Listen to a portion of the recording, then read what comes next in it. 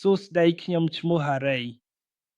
លើកនេះខ្ញុំនឹងប្រាប់អ្នកទាំងអស់គ្នាអំពីអ្វីដែលត្រូវយកទៅពេលជួបគ្រោះមហន្តរាយនិងអ្វីដែលត្រូវរៀបចំទុកជាមុន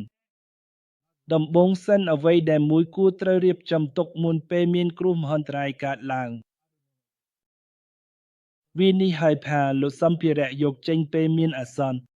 វាជាថង់ដែលដាក់សម្ភារៈយកចេញពេលមានអាសន្នថង់នេះហៅថាថង់យកចេញពេលមានអាសន្នឥឡូវនេះយើងមករៀបចំរួមគ្នាដំបូងត្រូវត្រៀមថង់យកចេញពេលមានអាសន្នមួយថង់យកចេញពេលមានអាសន្នគួរតែជាប្រភេទកាបូបស្ពាយលើស្មាមានមូលហេតុ3យ៉ាងព្រោះវាធ្វើឲ្យដើរសុវត្ថិភាពងាយស្រួលធ្វើចលនាមិនងាយនឿយហត់បន្ទាប់មកយើងត្រៀមសម្ភារៈយកចេញពេលមានអាសន្នបន្ទាប់ពីមានគ្រោះមហន្តរាយសម្រាប់រយៈពេលប៉ុន្មានថ្ងៃអ្នកត្រូវតែរស់នៅដោយសុវត្ថិភាពដូច្នេះវាជារបស់ដែលជាទូទៅគេហៅថាចាំបាច់ត្រូវមានឥឡូវនេះខ្ញុំនឹងណែនាំអំពីបង្គន់ចល័ត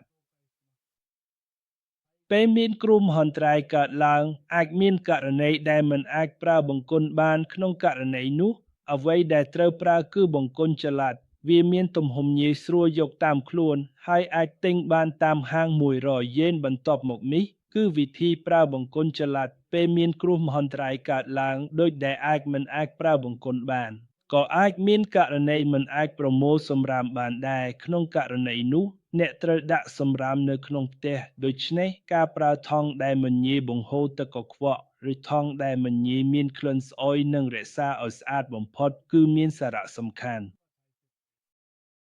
ក្រៅពីនេះក៏គួរតែដាក់របស់សម្រាប់ការការពារជំងឺឆ្លងរបស់មានតម្លៃនិងរបស់ផ្សេងដែលអាចការពារអ្នកឬបង្ហាញអត្តសញ្ញាណរបស់អ្នកផងដែរបន្ទាប់ពីបានរៀបចំបង្រួបបង្ហោះសម្រាប់ករណីអាសន្នរួចហើយចុងក្រោយគឺត្រូវរៀបចំបរិក្ខារសម្រាប់សន្សំទុកផងដែរ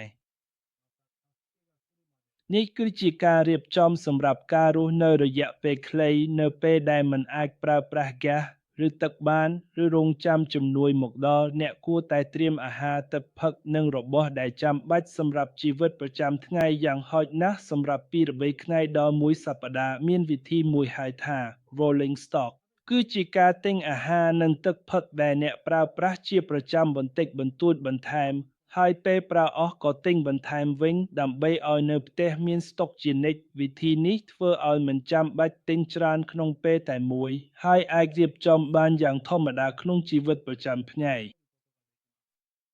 សូមអរគុណច្រើនសម្រាប់ការទស្សនាសូមកុំភ្លេចមើលវីដេអូបន្ទាប់ផងដែរ